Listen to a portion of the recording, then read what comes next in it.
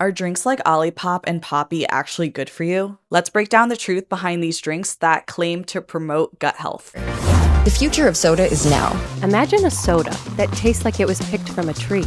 Supports digestive health. Soda's not a dirty word anymore. Delicious soda that's actually good for you. These sodas have been popping up all over grocery stores over the past few years. Drinks like Olipop and Poppy are designed to taste like soda, but are supposed to be better for you than traditional sodas. They have less sugar and are packed with things like probiotics, prebiotics, and a variety of fiber sources like cassava root and chicory root. Just a refresher on some definitions. Probiotics are naturally occurring bacteria found in fermented foods. Prebiotics, on the other hand, are indigestible plant fibers that feed the microbes in your gut and stimulate growth on healthy bacteria. Think of prebiotics as fertilizer and probiotics as seeds. Both play a role in gut health. A balanced gut microbiome is linked to better digestion, an improved immune system, improved mental health, better heart health, and possibly even a reduced rate of certain kinds of cancer. So, in the context of soda, prebiotic sodas are carbonated drinks that contain prebiotic fibers that feed the good bacteria in your gut, while probiotic sodas contain live beneficial bacteria that can help support digestive health. Brands like Olipop and Poppy are prebiotic sodas, while, for example, Culture Pop is a probiotic soda. Public awareness of gut health is on the rise, and these brands are capitalizing on the new health fad. According to the research firm Packaged Facts, nearly 40% of adults seek out drinks with ingredients said to confer wellness. Data shows that US sales of prebiotic soft drinks jumped from $33 million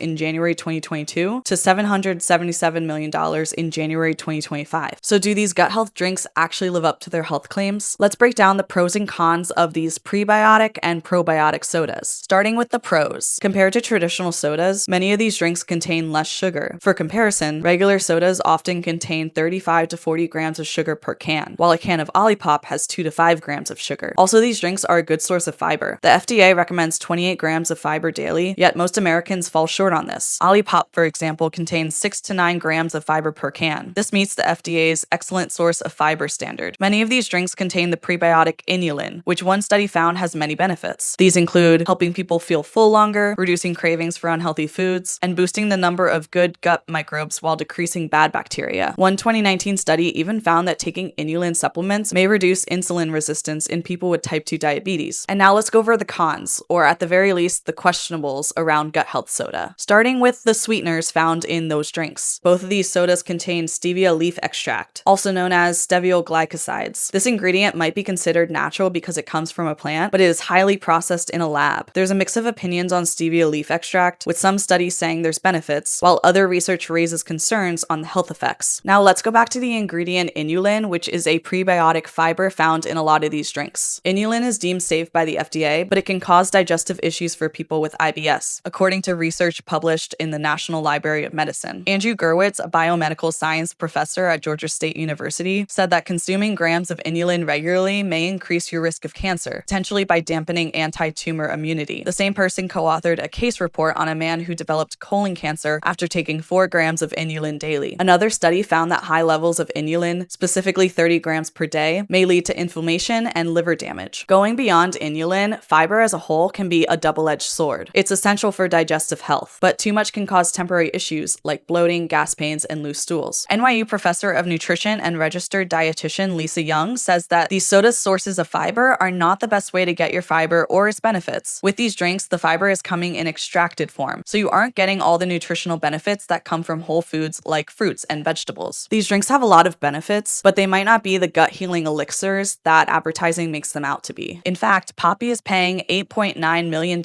in a class action settlement after they were accused of false advertising for saying its drinks were gut healthy even though there was no scientific proof. The plaintiffs claimed that the amount of prebiotic fiber in one can of Poppy is too low to cause meaningful gut health benefits. The lawsuit said that if consumers drink more Poppy, any prebiotic benefits would be outweighed by increased sugar consumption. Poppy did not admit any wrongdoing, but agreed to pay out the settlement to resolve the class action allegations. So, are gut health drinks actually good for you? Here's what doctors, dietitians, and researchers are saying. Compared to traditional sodas that are high in sugar, gut health sodas are a lot better for you. So if you're trying to kick a soda habit, this is a good type of drink to guide that transition. And if you're someone who doesn't typically eat enough prebiotic-rich foods already, they're an easy way to promote good bacteria you need for a healthy and happy gut. But these drinks are not magic and should not replace a high-fiber diet. Your overall diet matters more, and whole plant foods are still the best source of fiber.